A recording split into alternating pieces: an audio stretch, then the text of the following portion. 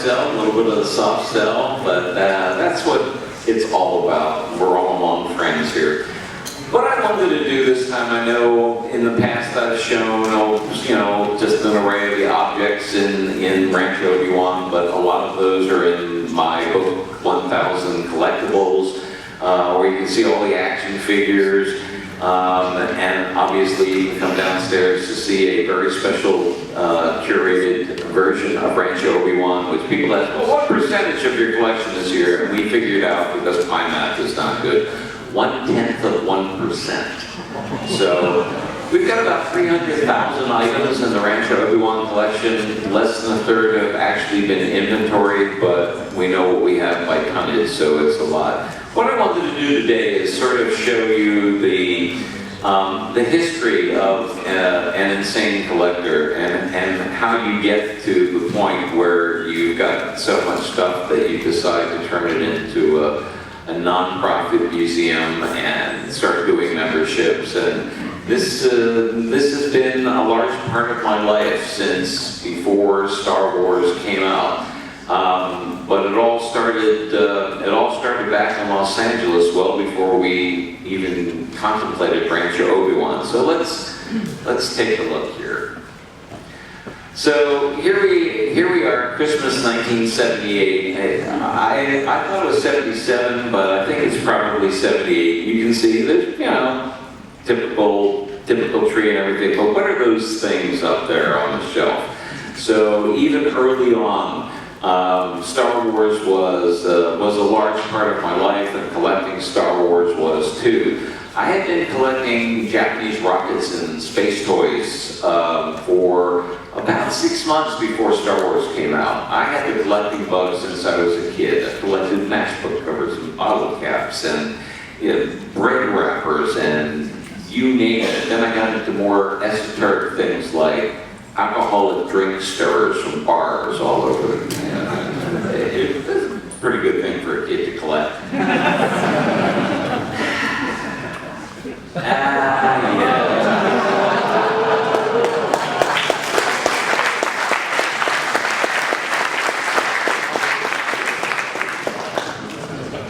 I don't know where the gray is in that. I guess I was using like Grecian formula or something.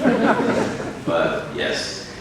So there's a little bit of the Japanese space toy collection. So it was a lot of great robots and rocket ships, and it was a major part of the collection as Star Wars started squeezing it out. If you could see the shelf on actually that's over the doesn't look like a big screen TV to me there, but. That's where I had my original action figures all taken out of packages, all with little stick-em underneath so they stand upright on the shelves. We only knew.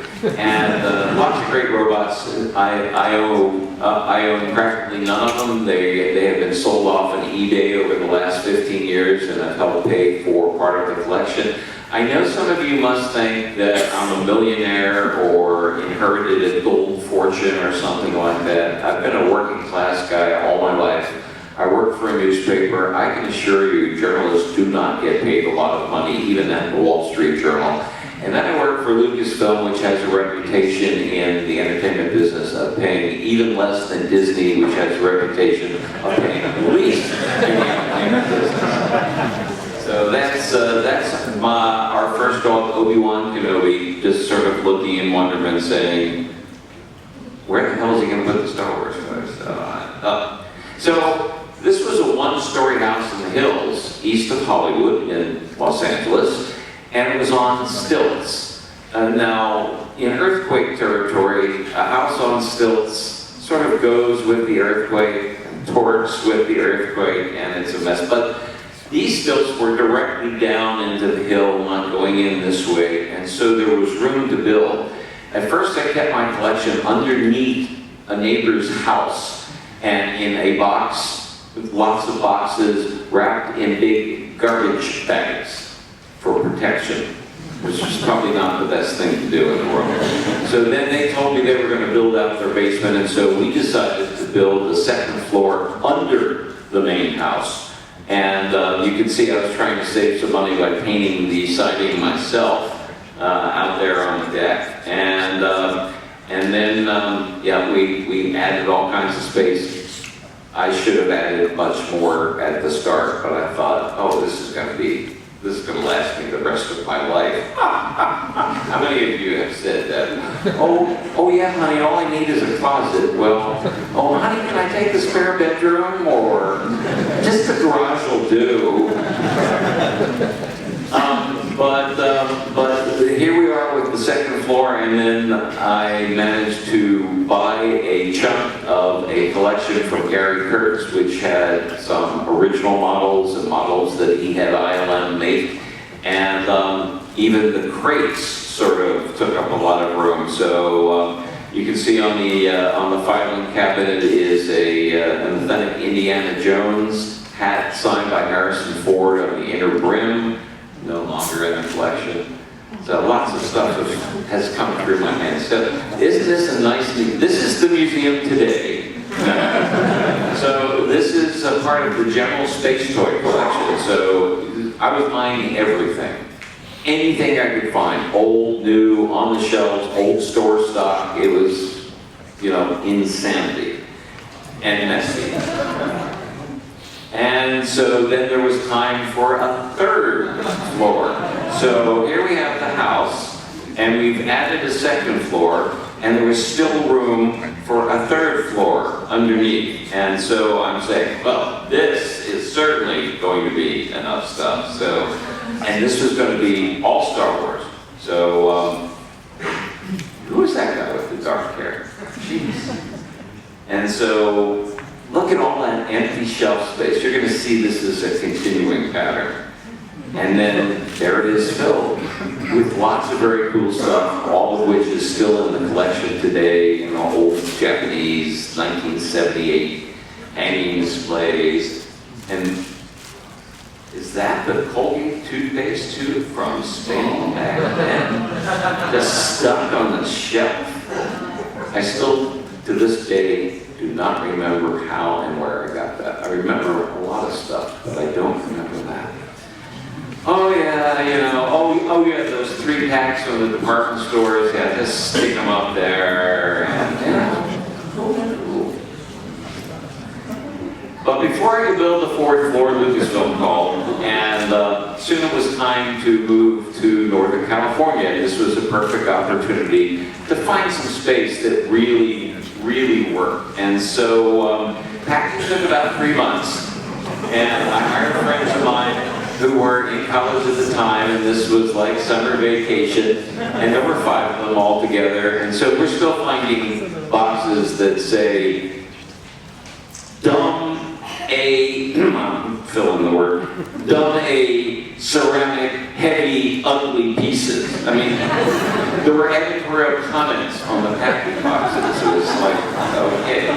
So, and then, oh yeah, besides the house, I had 5 personal storage lockers, all filled from floor to ceiling. I mean, this was an obsession. Yes, I could have been on any one of those, you know, like Dr. Oz. Lay down on the couch, Stephen, and tell me about your illness. So, yeah, it was 4,000 cubic feet of storage lockers. It was, until we found this little piece of heaven in Petaluma, California. And this was a house that was built, the original house, in 1951. It was a farmhouse. And this was the largest egg-producing area in the United States. It was where, I forget what those things are called now, the things that had incubators, that, you know, you take the eggs away from the mother chicken, you don't let them sit on them for a week, and the eggs incubate quickly, and so therefore it became a production process. So incubators were invented in Petaluma, this tiny town, and it became the egg capital of North America through World War II. And so our property, which was subdivided from a larger chicken ranch, had barns for 20,000 chickens up until the mid-1970s. So we found this lovely little place. Well, maybe not so little. The move, according to the movers in Los Angeles, was the second largest residential move they had ever made, second only to a McMansion with 2 baby grand pianos. And the problem was we had all this space, and it was great, but the guy who had lived there had turned it into a manufacturing facility. He was making machinery for cabinet makers. Now this area is rural, residential, agricultural, none of which fits into making machinery, heavy-duty machinery. And then they closed them down, and then he turned it into a personal storage locker facility. Well, that was also illegal, so this guy was in big trouble, but all I saw was the space. And then after I bought it, I realized how much work had to be done. But when you look and you see the space, and that's a chicken barn that's been used as a manufacturing facility, already had the concrete floors down, 3-phase power, hydraulics, I mean, just stuff I wouldn't need, but lots of space. And so we decided to redo it. That was my assistant at the time, Josh Lang. He had an office, he was selling his equipment cross country. So we had to build walls and ceilings. There was nothing. There was no insulation and lots of plaster. 9 months it took to build the first version of Rancho Obi-Wan. And meanwhile, everything that we had moved from Los Angeles was in the back barn, and it didn't have a very good roof, and it was cold. So we moved back a furnace and tried to cover the roof the best we could and put tarps over the boxes, but it was, oh, yeah. It's painful to even look at. But I needed the Jar Jar clock speaking English, French, and Spanish. Okay, but we finally had all of this fresh, open, uncluttered space, which I knew was going to last a lifetime, of course. But every day, as we moved in things, the space seemed to shrink day by day by day by day. Now, as I say here, if you're lucky, you get great helpers, and there's Ann Jenkins, Duncan's wife, who Duncan and Ann came out and pounded together more metal shelf units than anyone has ever. I mean, I think they set the Guinness Book of World Records for the number of shelf units pounded together in the shortest period of time. And there's Ann unpacking the Boba Fett stunt backpack, which is now in. Somebody took that from me. I think it's. Anybody in the room happen to have one of those? So it's now part of Gus Lopez's collection. See, I share. And then this is the beginning of Rancho Obi-Wan. This is Rancho Obi-Wan 1.0. Lots of open shelf spaces and not much in the way of displays. Plenty of room for chairs and things. This is never meant as a museum. It was meant as my private collection. It was meant as a place to store everything. And then friends, coming in and seeing things. Look at all that space and giant cereal boxes and Darth Maul from Pepsi and theater banners and a go-kart. Yeah, wow, an empty cabinet. It's just like half shelves. We didn't even need full shelves. And the back barn was really sort of empty, although we then started filling it because new stuff came and I had no place to put it. So the back barn got sort of full. Well, there were constant new additions. When the big toy store chain FAO Schwartz went bankrupt, the toy store chain, there was an online auction, and there were a couple of things I was going after. And the Cantina Band was listed as alien mannequins.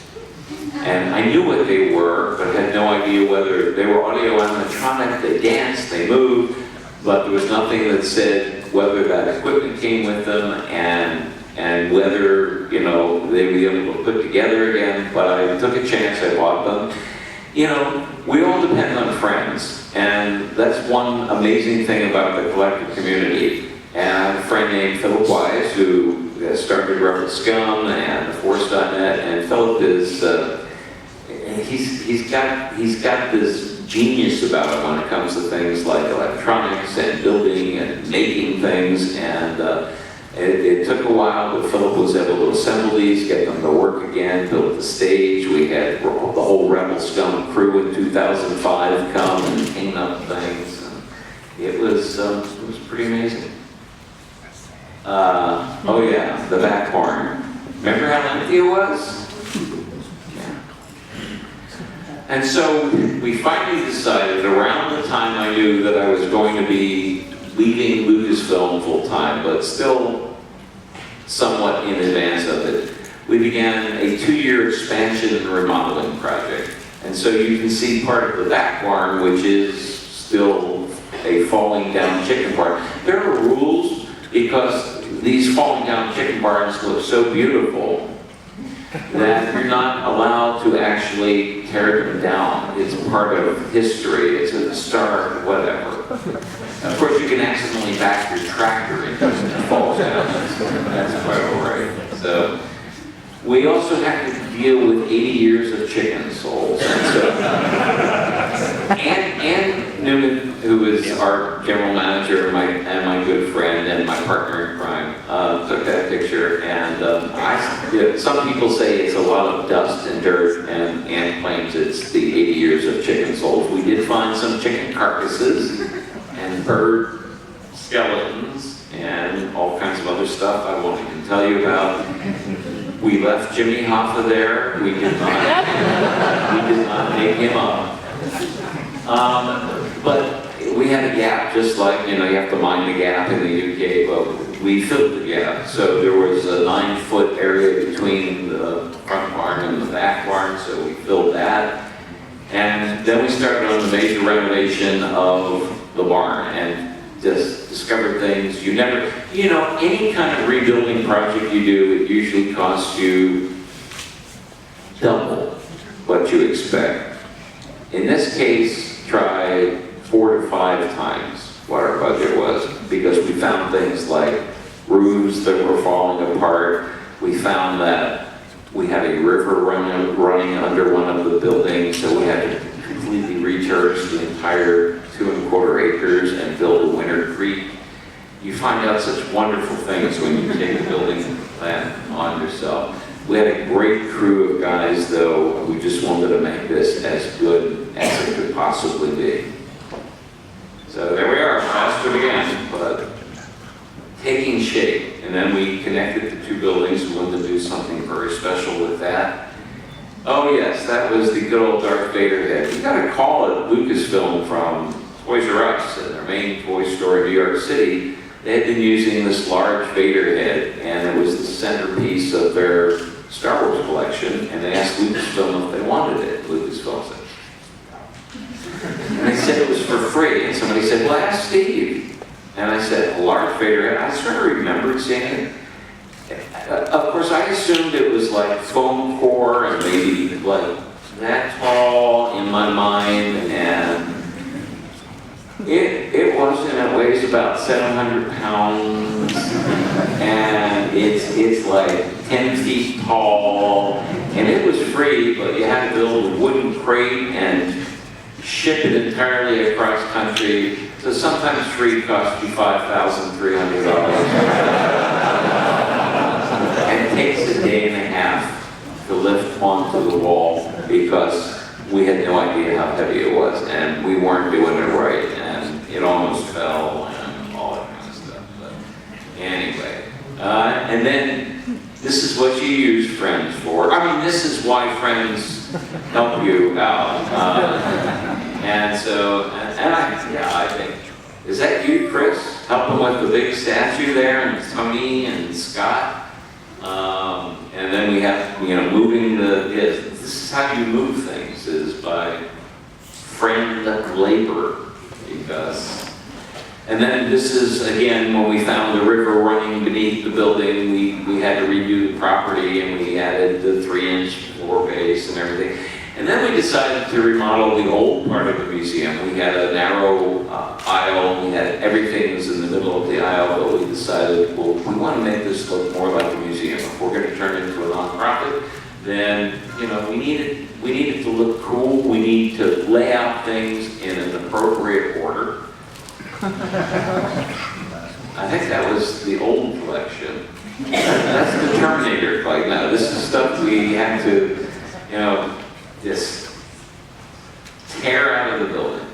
So finally on November 5th, 2011, and we're almost we'll be approaching our 2nd anniversary, Rancho Obi-Wan was reborn as a nonprofit public interest corporation incorporated in the state of California, and also after many months, our Internal Revenue Service, our taxation authority in the U.S., declared us a nonprofit institution, which means that people who pay taxes in the U.S., which is most people, when you make a donation or you buy a membership or something like that, you can take a tax deduction, because we have a mission. And our mission, we're inspired by the force of imagination. Our mission is to preserve, protect, explain, get people excited by what the force of imagination can do. We do outreach to community groups and schools. We do tours for them at no charge. We give tours to other charities all over Northern California that they auction off, and so they make money for themselves. And all of that obviously costs us money. None of the money that we raise goes to buying anything for the collection. I own the collection. I lease it to Rancho Obi-Wan for $0 a year, just like I also lease the building and the barns to Rancho Obi-Wan, the nonprofit, for $0 a year. So anyone who thinks I was rich now understands that I'm not only not rich, I'm stupid. And I love it. You know I love it. So this was our opening day. There's the mayor of Star Wars Town helping me cut the roof, Tom Schaefer. And this was an amazing party. We had 180 people, which also told us that we really could do big events, and we have since done some smaller events there. I'm waiting to do my first wedding because I have married 8 couples in California, and I'm ready to do my first Star Wars wedding at Rancho Obi-Wan. So if any of you would like to come and get married or do your vows, it's now an equal rights marriage state, so, you know, 2 men, 2 women, according to the Republican Party, 2 dogs.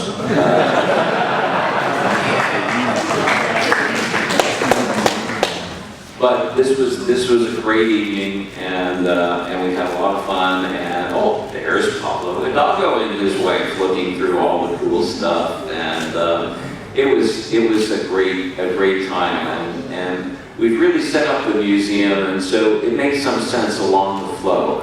And a tour, it's not like a regular museum. You just don't come in and pay admission and look around. It's a 3-hour plus tour led by me with all of the stories and all of the anecdotes behind the scenes. And as I said, what we have downstairs is about 1/10 of what the museum has consisted of. This is our treasure room. And so a lot of the coolest pieces and some of the handcrafted pieces and some of the pieces like what you've seen downstairs, both remade from the final scene of Star Wars, from the same company that made my Death Star pieces, things of that nature. And then the curtain opens, and it is the Carter Vitanti 4. I mean, what else is your hallway going to be between the 2 areas of your museum? And so the night of the party, we had a couple of stormtroopers there. And then all the time, we have an interactive act. I like to have fun leading the tours, and so we have the Imperials interacting and saying, you know, halt, you know, who's going there, you know, well, let's put you under arrest. I talk them out of it. I do my Jedi mind tricks. So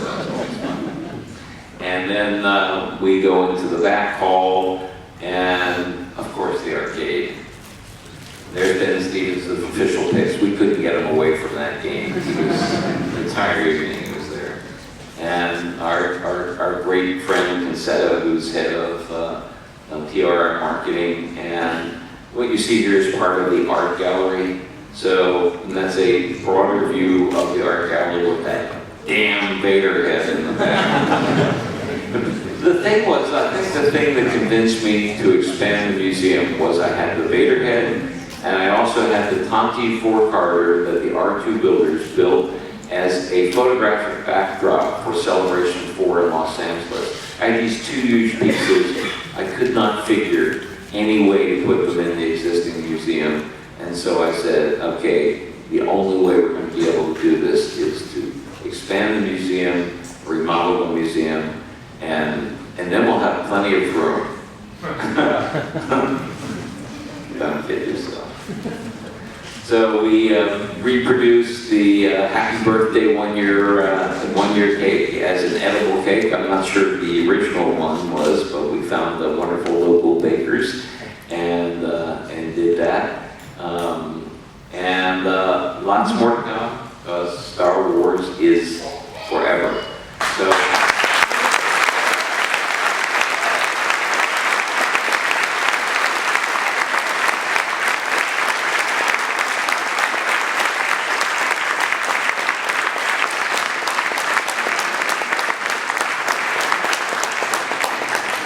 The problem, of course, is when I first said that, and I've been saying that for years, Star Wars is forever. I didn't know there were going to be 5 more movies. And 5 more movies worth of merchandise.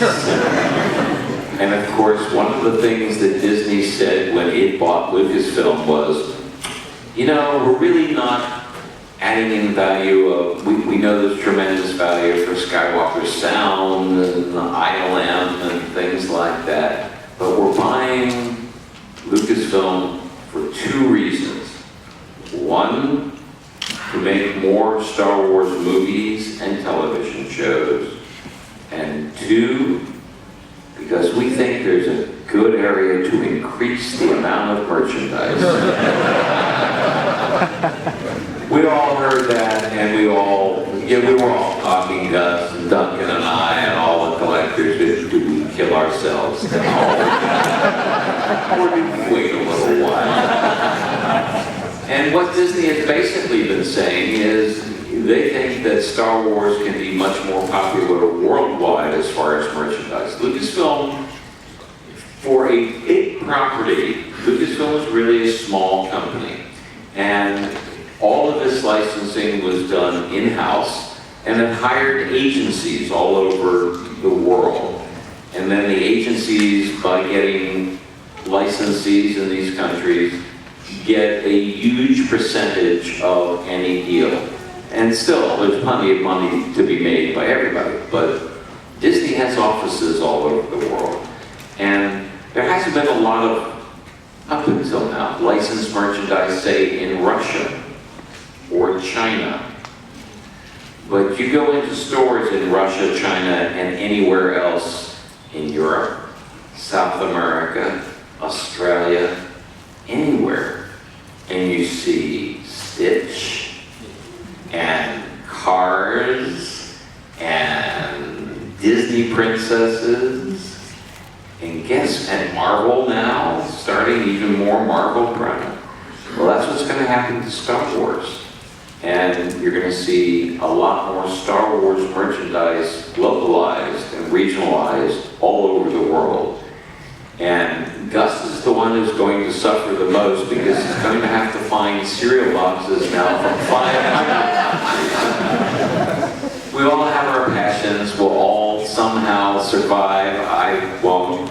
Because there's no more room right now at Rancho Obi-Wan. And so we're right at the precipice of having to make some major decisions, because people like Duncan Jenkins and I call ourselves completists. And what we mean is we can't have everything, but damn it, we like everything.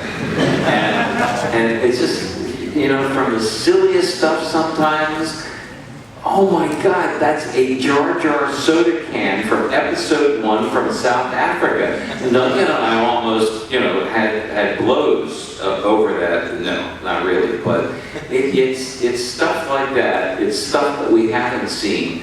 It's things like, that's what makes the Japanese collectibles so intriguing to us. It's a different style of design. It's things that we don't see about, or we see a lot more now because of the internet. So I want to tell you how much Pocky candy sticks and chocolates and things like that. We got in 3 of each for Gus, Duncan, and myself, because we have a very, very lovely lady in Japan who goes shopping for us. And I ran some pictures on the Rancho Facebook page of her friend's hatchback filled with all of this food. We love these food, but we love everything. I mean, that's the problem. Collecting is amazing. It puts you in touch not only with the objects that you love, but with people that you come to love and consider brothers and sisters. And to me, that really is what it's all about. Yeah, I've got a great collection. I love my collection. There are things that people approach me and say, would you give up this? And in the beginning I used to say no, but sometimes I need the money because I want to expand, or I want to do something else, or there's another piece that I want. And so, in the last 10 years or so, I have sold off things, I have traded things, I've done both. And, is there anything I regret? No. I mean, if you're going to regret something, then don't do it. But collecting is a very fluid thing, but it needs to be a very social thing, too. I mean, the worst thing is, okay, well, I've got this collection because I'm so acquisitive and everything's in boxes and it's in the garage. Enjoy it. You need to enjoy your collecting. And even if you have to pack away a lot of stuff, looking ahead to the future, is there going to be some possibility that, because everybody needs a barn. Everybody needs, but it's hard to find barns in the city of San Francisco, but everybody, buy what you love. That's what it's all about. Don't expect anything to go up in value, although there are plenty of things that do. People look at my collection and they see something that I got for, $50, it's now worth $2,000, and I say, okay, but look at the rest of the collection, and I will tell you 95% of it, I couldn't even sell for what I originally paid for it, whether it was last year or 30 years ago. Collecting is a very weird thing. There are fads that come and go. There are things that go up in value and things that come way down in value, and some of those recover and some of them never do. So buy what you love, collect what you love. Don't spend the rent money on your collecting. Be sensible about it. Have fun with it. That's what I have always done. It's still great fun to me. I love nothing more than sharing it with fellow fans and collectors. I get a huge charge. We've set up with lots of dramatic reveals in the museum. And it's fun to me when people come, couples, and one of them is a hardcore collector and the other one is sort of often supportive, but sort of, and at the end of the 2 or 3 hours, they're saying, wow, I mean, this is pretty cool. I can see there's a reason why all this is being done. And I consider myself sometimes a marriage counselor because we walk in, it's usually the husband who's a collector and the wife or the girlfriend who is, sort of semi-supportive, and I often hear, honey, as long as you never go this crazy, I'll be okay.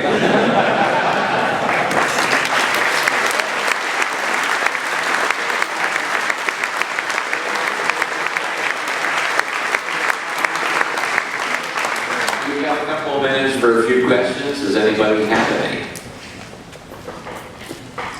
Why do European audiences then? He doesn't count. No, yes. I count. I have a good question for you. I know I can ask you this anytime, but I think everyone here might actually find it interesting. Back before the internet, how were you able to find all the stuff internationally? those 3-packs and everything else? It was really difficult. There were tons of things I didn't know about that none of us knew about. I mean, some people did here and there, but there was no connectivity. The internet has so changed collecting and has broadened collecting. There was, in the early days in the US, a guy named Tom Kennedy. And Tom decided that the best way he could collect Star Wars stuff was to buy masses of it and sell off things to other people. So he would do direct deals with licensees, and he would put out these brochures called TKRP. And then after Jedi came out, he was thinking, okay, how can I keep this going? So he put out this thing you could run an ad for $5 and solicit pen pals. Pen pals. Does anybody even know what the hell that means? You actually wrote letters to people, and then like a month later you'd get a letter back from Japan with Polaroid photos in it. And that's how I made my first international collection, was through my friend Ame Takeda in Japan, and amassed what is probably one of the best Japanese collections all through decades because of Ame, and now someone else helping me. And that sort of made me aware of that. And then doing the book From Concept to Screen to Collectible got me into Lucasfilm's product archives, into their contracts. And that's when I first realized how much there was out there internationally that none of us knew about it. And I think that was really the first book, because there had been unofficial price guides before about Lily Lady. People in Canada knew about the crap that about the interesting items that Canada put out. But it was all totally isolated. And having access to the product archives and going through it and finding these things and saying, oh my God, where does all this stuff come from? And then the contracts and who did it, and then we used a lot of that in the Tome Art Guide. And so it was a slow evolving process, but part of it was just sort of getting in touch with people through the mail. And then once the internet came along, it changed the nature of everything, the internet and eBay. Because you can have exclusive licenses if you're Star Wars and Lucasfilm, but you can't stop people in the secondary market from buying the stuff and selling it anywhere in the world. And that has changed the total nature of collecting. Any other questions? Yeah? What's the one thing that still eludes you that you're really still trying to track down? I know you have plenty, but what's the one thing that's just... Okay, the first time the question was, what's the one thing that eludes me that I've been trying to track down? Let me answer the question this way. The very first interview I ever gave on my collection was for Starlog magazine, and it was in probably 1986 or 1987. And they said, what's your holy grail? And I said, well, I don't know. Well, you know, there was this Return of the Jedi bicycle. It was actually the first licensed bicycle. It was at Toys R Us. It was $69 in the box, and I passed it up. This was like 3 or 4 years later, and I said, I always regret passing that up. So the article comes out about 2 months later, and the first week the article came out, the $69 bike, I got a call from 2 dealers, one on the East Coast and one on the West Coast. Mr. Sansweet, this is your lucky day. We've got your holy grail. And they each quoted me the same price, $2,000. And so that has sworn me off holy grails the rest of my life. There's really no specific item. I mean, I've had props, I've sold off props, I still have some props. There's nothing out there that, I mean, and I admire things that other people have in their collections.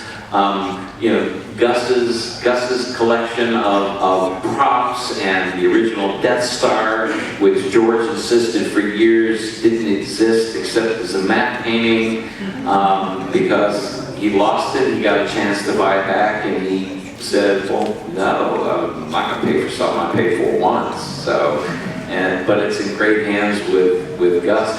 And so there is no no holy grail, and there honestly is no holy grail. But then I see an ad for Pocky candy in Japan and have to have it. So how weird is that, you know? But that's what it's all about.